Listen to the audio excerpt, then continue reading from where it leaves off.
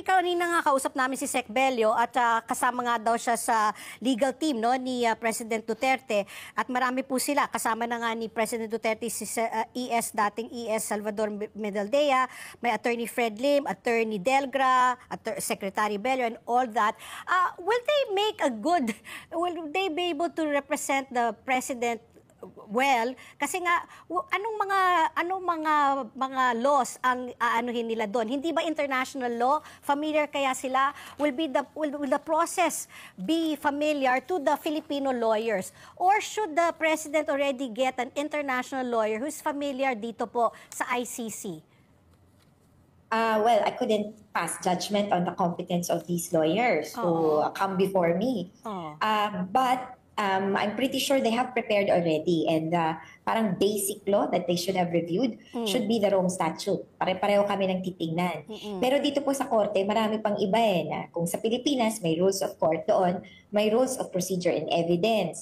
Meron din silang mga advisories and policy papers. Medyo kung kami na accredited sa ICC, medyo nakalamang kami ng mga 5 paligo. Kasi nakauna kami, naka-training kami, na may dokumento kami na sa totoo, makukuha mo rin naman sa website. So, konting push lang siguro sa kanila na magbasa pa. Pero, warning din siguro sa kanila na may kaibahan, so may nuances at technicalities dito sa Rome Statute na kailangan nilang masipat. Medyo kahalintulad rin naman yung proseso. Kasi ang criminal law, in terms of general principles, pare-pareho naman yan. Pero dun sa proseso, kailangan medyo may gumiya. Ang ginawa ng Pilipinas nung panahon na nag-participate siya sa proceedings, nag-hire ng British lawyer. Ewan ko nga kung na-check na ba ito, kung tama ba yung bayad. Si Sara Bafadel ang tumulong sa Pilipinas na gumawa ng apela patungkol sa deferral o pagsasantabi muna ng investigation. 2021 hanggang 2023 yan. Kung gusto nila, at palagay ko kailangan nila na kumuha din sa team ng isang tao na accredited na mag-appear sa korte. Kasi ito yung, kumbaga, papasok doon sa parang courtroom. Yung iba, baka hindi payagan dahil hindi accredited or hindi payagang magsalita. Pero I'm volunteering. Wow. Secretary Harry Roque. Yes, correct. Si Harry Roque. Nagsabi na rin siya. He was a candidate, And he is the first lawyer, Filipino lawyer, accredited to appear before the ICC. Si Attorney Dino De Leon, ang Director ng Human Rights and People Empowerment Center at alumnus ng The Hague Academy of International Law at Georgetown University Law Center. Thank you for joining us, Attorney De Leon. Thank you for making time. It's a pleasure. Magandang hapon. At maganda kasi pong mas pag-usapan to para maintindihan natin yung ding proseso ng pagdadaanan ni dating Pangulong Rodrigo Duterte. Okay, ito pong pag-aresto kay dating Pangulo, Attorney Dino, ay pre-trial. Nasa pre-trial stage pa lamang. When we say pre-trial, ano ba yung pagdadaanan? Is it the same as like yung ordinaryong korte natin dito sa bansa? So, ngayon darating siya sa ICC, di ba? Siyempre, ilalagay siya sa detention facility. Maganda yung detention facility nila doon. Kanina, pinag-usapan natin. Maayos ayos. You were there, nag-aral ka. Nag-aral ako doon. Napasok mo ba yan? Nakita mo ng in-person? Doon kami banda sa Scheveningen tumira. Beach yan. Malapit yan sa beach, no? Tapos may sarili silang kitchen, may sarili silang computer, by the way, wala lang internet connection, may sarili yang TV. Unlike yung kay Senator Laila De Lima, walang TV, walang aircon, di ba? Walang computer, walang kahit ano, walang ref, no? Dito may kitchen sila. Pwede sila magluto doon. In fact, pwede pa nga sila yung may exercise open area pa sila, no? Meron pa silang mga programs for that. So, maayos pa. Actually, maswerte-swerte pa. Nabanggit, may library, may library, spiritual room. May spiritual, at may dumarating na spiritual director. Consistently ni-inspect pa ng International Committee on the Red Cross para makita na humane ang conditions, di ba? Ikukumpara mo yan, di ba, dun sa mga taong na biktima doon sa marahas na rehimen. Maswerte pa siya. Napakaswerte. Yun ang lagi ko sinasabi. Napakaswerte. Komportable yung magiging, Trinato siya bilang sitwasyon. tao. Tinatrato siya bilang tao, hindi katulad ng mga pinatay na parang trinatong hindi tao na walang dignidad. No? So yun yung malaking difference dito. Tapos after nyan, dahil sabi mo nga kanina, pre-trial stage pa lang, magkakaroon siya ng initial appearance, babasahan siya ng karapatan niya doon. And then afterwards, ibabasahin sa kanya yung mga alegasyon sa kanya.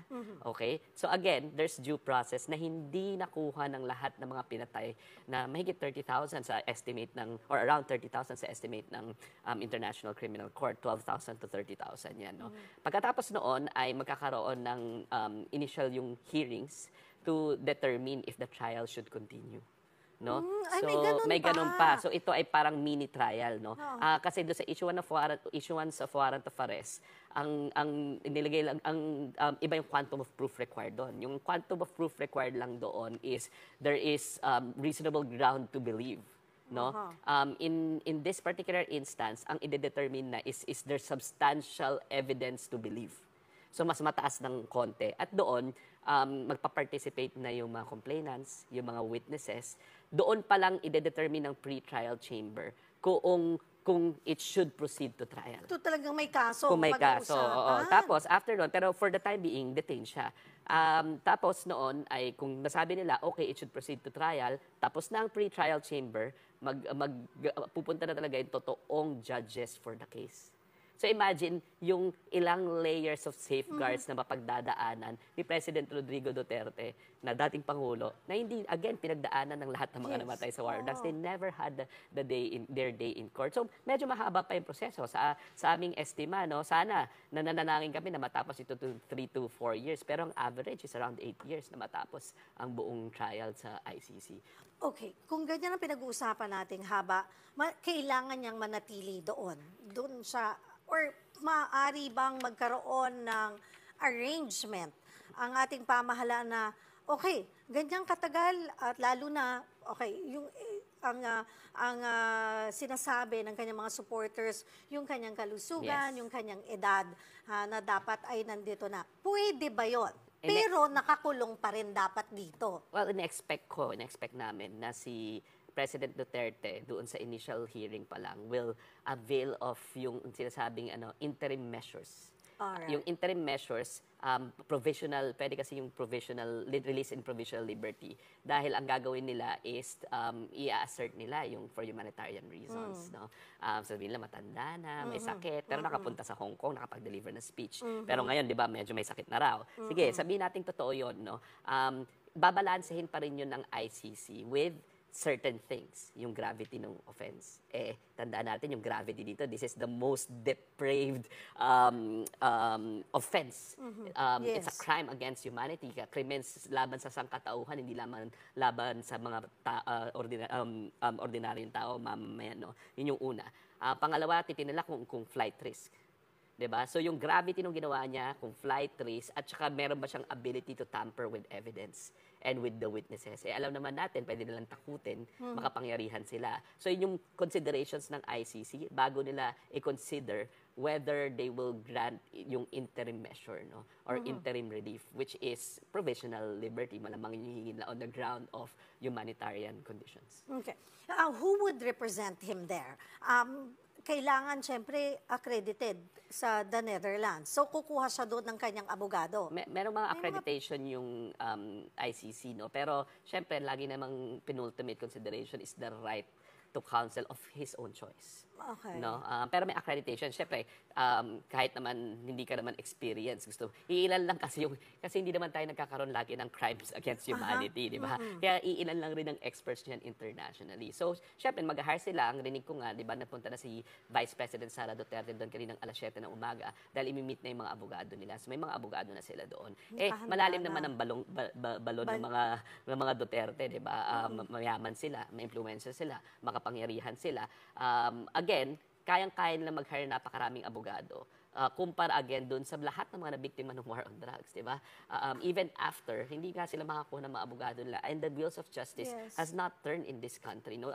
Ideally, hindi naman kailangan ipadala si Rodrigo Duterte sa abroad kung nag-work yung justice system natin dito, di ba? But to begin with, yung institutions natin, kung nag-work yan, hindi sana namatay 12,000 to 30,000 people, di ba? Right from the very start. So, tanggapin natin na meron tayong kakulangan at kailangan natin ng tulong. And yung international mechanisms, ang nakikita mo kasi lagi, Cheryl, di ba ngayon na sinasabi, dayuhan yan, bakit kayo umano sa mga dayuhan, sa mga puti? Hindi totoo yan, no? Ang nakalagay sa ating saligang batas, sa Article 2, Section 2, na international law forms part of the law of the land. Meaning, yung international law, according sa highest sovereign expression of the people, which is the Constitution, parte yan, atin yan. So just because we're relying on international mechanisms, hindi mo pwedeng sabihin na foreign yan kaagad dahil tayo mismo, sinabi natin, parte ng law of the land ang international law. No? So hindi pwede yung sasabihin natin, dayuhan yan, hindi, atin yan. Kasama yan sa ating safeguards na in-ensure natin as a people as reflected in the Constitution. Attorney Dino, balikan ko yung sinasabi mong timeline na nakikita natin na posibleng tumagal ng halos 8 years. Ang average, around 8 years. Average Pero yun. pwede yan matapos sa mga 3 years, depende sa number of witnesses, depende sa ano. Siyempre, I'm sure pwedeng magkaroon ng mga dilatory. Ang sana hindi mangyari, yung hindi maabutan ng sentensya. Tapos maunahan ng, alam mo yun, na dahil matanda na siya, di ba? Mauulit na naman yung sasabihin ng mga tao na, wala namang conviction. Kahit na napakaraming ebidensya, wala ka nang kakatulong kasi namatay na, di ba? Pero sana, mas mabilis sila. Pero ina-expect namin around, mabilis ng 3 years, 2 to 3 years. Pero ang average talaga is around 8 years. At meron din yan, katulad ng ibang mga kaso, di ba, laging appeal ng appeal ng appeal. Ilang beses pwedeng umapila? Halos automatic yung appeal sa appeals chamber. Actually, kahit ang prosecution, kung ma-dismiss yung kaso, pwedeng mag-appeal sa ICC. Pero isang beses lang. Isang no? beses After lang. that, ang hindi nila kinoconsider ito na violation ng double jeopardy kasi diretso siya, parang isang process lang siya, yung appeals chamber. Pagkatapos ng appeals chamber, tapos na yung kaso. Okay. Yung ating mga witnesses, yung mga nagsampa ng kaso, yung mga pamilya ng biktima, sila rin ba ay kailangan lumipad din? Paano yan? Hindi naman alam natin na very limited ang kanilang pera. Hindi naman wala silang kakayanan. Paano yun? Pag ganoon? Meron tayong mga witnesses already, no? Kaya naman nakapag-issue ng warrant of arrest. Yes. Kasi ibig sabihin, meron ng preliminary set of pieces of evidence na kinuha yung prosecutor, no? Ibig sabihin, nag-devote ng resources dito ang International Criminal Court for their investigation. At sa ang aming pagkakaalam, nakuha na rin yung mga depositions tsaka yung mga testimonya. Of course, yung dating Pangulo, meron siyang karapatan to confront, diba, and to cross-examine eventually, no? Ang alam ko is logistically, that is also taken care of na right now. Dahilan sa, kaya nga nag-investigate, minake sure nila na secured na yung mga witnesses na ito para pagkalarga ng trial, handa na sila. Okay.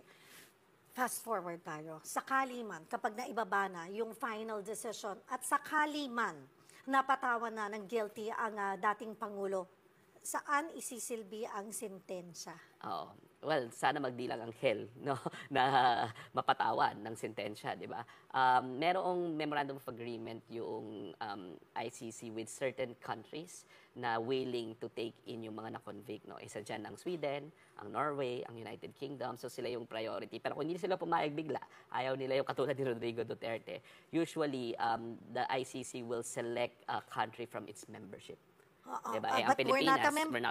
We're not a member anymore. Oo. Actually, pwede nga rin yung pinanggalingan na bansa kung mapapatunayan nila na magiging safe and secured. Pero we're not a member anymore and I don't think it's gonna be possible logistically, no? At pwede na rin bumalik ba sila na, dito. kunwari sabihin na parang kung tatanggapin din ng bansang iyon? Yun talaga, dapat magkaroon ng agreement sila. Oo. Alam mo, may bayad naman yun eh. May bayad yan logistically. Oo. So, syempre, dahil ikaw magte-take care, and you have some sort of earning from it, di ba? Or some babayaran ka logistically ng ICC. May funds naman yung ICC to make sure na may magsaserve nung, may pagsaservan yung mga nakulong. Okay. Maliban po kay dating Pangulong Rodrigo Duterte, may iba pa bang akusado sa kaso kaugnay ng war on drugs noong nakaraang administrasyon? Kasama nga si Senator Bato de la Rosa na dating PNP chief. Aasahan din ba na dadaan din siya dito sa prosesong pinagdaanan niya? Kasi hinahanap din namin ng media lahat si Senator Bato kahapon. He's nowhere to be found. Yung final nga raw sa Supreme Court na certiorari, petitioner na siya. Hindi ba parang premature, hindi pa nga lumalabas yung warrant sa kanya. No? Excited. Excited yata na Kasi ang lumalabas din na balita ay dahig. susunod na siya. Well, it's obvious, no? He is the chief implementer of the bloody, murderous drug war. It would be absurd for him and illogical for him not to be included. So, ina-expect namin si Senator Bato de la Rosa at sa aming informasyon na nakuha, si Mr. Albayalde. Albayalde. Albayalde, no? Alright. Sila ang implementers ng drug war. Okay. To be fair din, ay may karapatan din sila kung ano man din daw yung gusto pang i-petition, i-questionin yung legalidad ng pagkaka-aresto. So, with this, kung desisyon na nito ng Korte Suprema, or nakikita mo bang dapat ngang makialam ang Korte Suprema dito sa ganitong petisyon, if ever man na hindi, yung mga katulad nila dating Pangulo, saan sila maghahain ng petisyon? Oo. Di ba sabi naman nila noon pa, bring it on. Madaliin mo na ICC. Ngayon, ba't parang ang daming, di ba? Yes. Dapat kung handa silang harapin yung ICC, ang remedy talaga nila is with the ICC, no? Hindi yung mga domestic courts. Kasi, like for example, yung kay Pangulong Rodrigo Duterte, narinig ko kanina, ni-interview mo si Attorney Sal Panelo, nag-file siya ng habeas corpus. Yes. Pag nung tinanong, susundin ba siya ng ICC, ang sabi niya, problema ng gobyerno yun. Yes. Because that is, a short answer for, hindi yan may enforce. Di ba? Hindi yan may enforce. Bahala na kayo. Hindi pwede ba yun? Bahala na kayo, di ba? Alam na ba't natin kung ano yung patutunguhan yan afterwards? Hindi mo pwedeng sabihin, problema nyo na yan. Hindi ganun di ba? As lawyers, we should know what should be the logical conclusion of the action that you're filing and what exact relief are you asking. No? In this particular case, paano uutusan ng Supreme Court? That is a supranational entity based on international law, no? Okay. Baka sila, yung kay Rodrigo Duterte, fait accompli na yun, I think, doon tayo academic. Pero, baka yung kala Senator Bato de la Rosa susunod, baka mag-issue muna ng TRO at pag-usapan muna kung ano ba talaga yung proseso. Kasi hindi rin naman rich ang experience natin sa issuance of a warrant of arrest from an international criminal court. Kasi some lawyers say, dapat i-follow yung extradition treaty. My opinion is this is not extradition. It's not one country requesting to another country. Diba? It's a supranational entity na tayo ay dating miyembro. Diba? That's first. Second, so marami pang mga ibang question. Sinasabi nila, dapat i-follow yung Rome Statute. Hindi na nga tayo member ng Rome Statute. Bakit doon sa rules ng Rome Statute mo titingnan? So ako, I think, legally, tama yung stand na tingnan natin kung ano obligasyon natin sa Interpol. Kung wala naman pumipigil sa atin i-turn over because hindi naman sila nakasecure ng TRO, we can turn over. You're saying unlawful, yung mali, yung pagkaka-aresto or unlawful, yun ba pwedeng, okay, dinala na sa Korte Suprema, pero pwede ba nilang dalhin yung appeal na yon sa ICC? Pwede sa ICC. Doon. Yun yung tamang forum. Questionin na, pero mali yung ginawa nyo kasi hindi na kami. Pero magpa-aresto muna siya, di ba? Kasi hindi ka pwede manghinang relief kung walang jurisdiction over your person. So, maliban sa pagharap niya dito sa kaso, kaya siya na-aresto, pwede silang umapila ng yung kung paano siya inaresto or bakit siya inaaresto, pwede po. Lahat ng mga interim measures tsaka lahat ng mga questions, they can go to the ICC. It's a court. At ibibigay sa kanya yon dahil binibigyan siya this time ng pagkakataon na sabi niyo nga ay maswerte na mayroon siyang ganitong pagkakataon na kinikilala yung kanyang karapatang pantao. Oo, na hindi naibigay sa lahat ng mga biktima ng marahas na drug war.